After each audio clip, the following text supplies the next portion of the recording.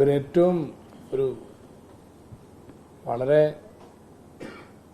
ബാലിശമായ ഒരു വാദമുഖമാണ് ഇപ്പം സത്യത്തിൽ ജോസ് കെ മാണി വിഭാഗം ഉയർത്തിയിരിക്കുന്നതെന്ന് പറയാതിരിക്കാൻ കഴിയില്ല.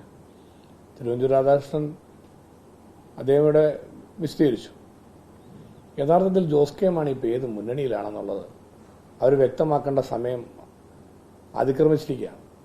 ഇവിടെ LDF UDF മത്സരം നടക്കുകയാണ്. കേരളത്തിലെ UDF സ്ഥാനാർത്ഥികൾക്ക് വേണ്ടി ക്യാമ്പയിൻ ചെയ്യാനാണ് ഇന്ത്യൻ നാഷണൽ കോൺഗ്രസിന്റെ നേതാവായ ഇന്ത്യ മുന്നണിയുടെ സാരഥി രാഹുൽ ഗാന്ധി കേരളത്തിൽ പര്യടനം നടത്തിയത്.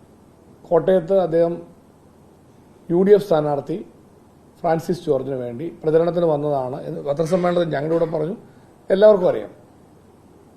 അദ്ദേഹത്തെ എതിർത്തുകൊണ്ട് എതിർമുന്നണിയുടെ മുഖ്യമന്ത്രി പിണറായി വിജയൻ തന്നെ സംസാരിച്ചുകൊണ്ടിരിക്കുന്നു. ആ മുന്നണിക്കകത്തെ ഘടകകക്ഷിപ്പെട്ട ആളാണ് ജോസ് കെ മാണി. എന്നിട്ട് ഈ ഭാഗം പറയാതെ അദ്ദേഹത്തിന്റെ യഥാർത്ഥത്തിൽ അദ്ദേഹം ഏത് മുന്നണിയാണെന്ന് വ്യക്തമാക്കണം. അദ്ദേഹം LDF-ൽ അല്ലേ ഇപ്പോൾ, അദ്ദേഹം UDF-ലല്ലോ. UDF-ലല്ലെന്നുള്ളത് എല്ലാവർക്കും അറിയാം. LDF-ലാണെന്ന് പറയുകയും ചെയ്യുന്നു. എന്നിട്ട് UDF സ്ഥാനാർത്ഥി വ്യക്തതയോടുകൂടി കേരളത്തിൽ 20 പാർലമെന്റ് മണ്ഡലങ്ങളിലെ UDF-ന്റെ സ്ഥാനാർത്ഥികളുണ്ട്. ആ UDF സ്ഥാനാർത്ഥികൾക്ക് വേണ്ടി ക്യാമ്പയിൻ ചെയ്യാനാണ് രാഹുൽ ഗാന്ധി വന്നിട്ടുള്ളത്.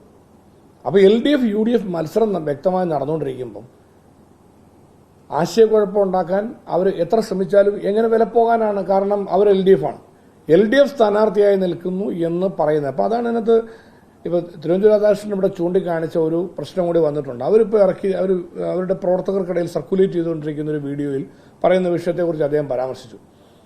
കോൺഗ്രസിനെ കുറ്റം പറയേണ്ടെന്ന് പറയുന്നതോടൊപ്പം ഒരു കാര്യം കൂടെ അതിനകത്ത് നമ്മൾ കേൾക്കുന്നുണ്ട്. അതായത് മുഖ്യമന്ത്രി പല വീടുകളിൽ ചെല്ലുമ്പോൾ മുഖ്യമന്ത്രി പിണറായി വിജയന്റെ കാര്യം പറയുമ്പം ആളുകളെല്ലാം റിയാക്ട് ചെയ്യാണ്. അങ്ങയുടെ മുന്നണിക്ക് വോട്ട് ചെയ്യുന്നത് പറ്റത്തില്ല എന്ന് പറഞ്ഞ് റിയാക്ട് ചെയ്യണം. അപ്പോൾ അതുകൊണ്ട് ആ ഒരു കാര്യം ഇപ്പം പറയണ്ട, നമ്മളെല്ലാം UDF ആണെന്നുള്ള രീതി പറഞ്ഞാൽ മതി എന്ന് ഈ വീഡിയോ സർക്കുലേറ്റ് ചെയ്തിട്ടുള്ള വീഡിയോയ്ക്കകത്ത് സംഭാഷണം കേൾക്കുന്നുണ്ട്. അപ്പോൾ എന്ന് പറഞ്ഞാൽ അതിൻ്റെ അർത്ഥം ഇപ്പം മുഖ്യമന്ത്രിയുടെ പേര് പറഞ്ഞ് ഇറങ്ങുന്നത് ബുദ്ധിയല്ല എന്നുള്ളത് കൊണ്ട് അതവർ വിളിക്കുന്നു.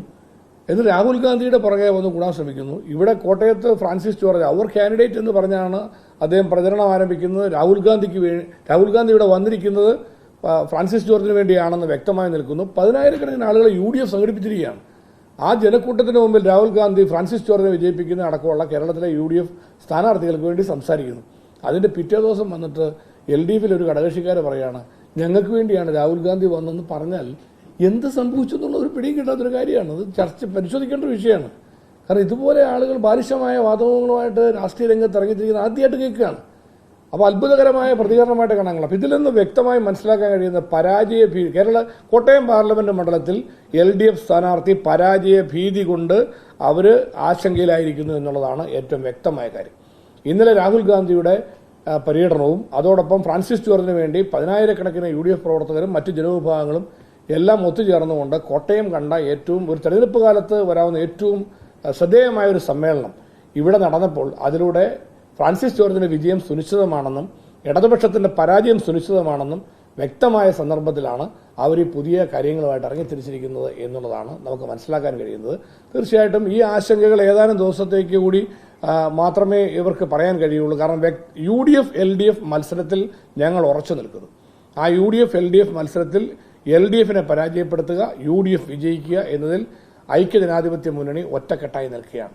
അപ്പോൾ അതിലൂടെ തീർച്ചയായിട്ടും നല്ലൊരു വിജയത്തിലേക്ക് വരാൻ കഴിയും. നിങ്ങൾക്കും പ്രത്യേകം നല്ല നിലയിൽ റിപ്പോർട്ട് ചെയ്തതിന് ഇലക്ഷൻ കമ്മിറ്റിക്ക് വേണ്ടി ഞങ്ങൾ ഒരിക്കൽ കൂടി നന്ദി പറയുകയും ചെയ്യും.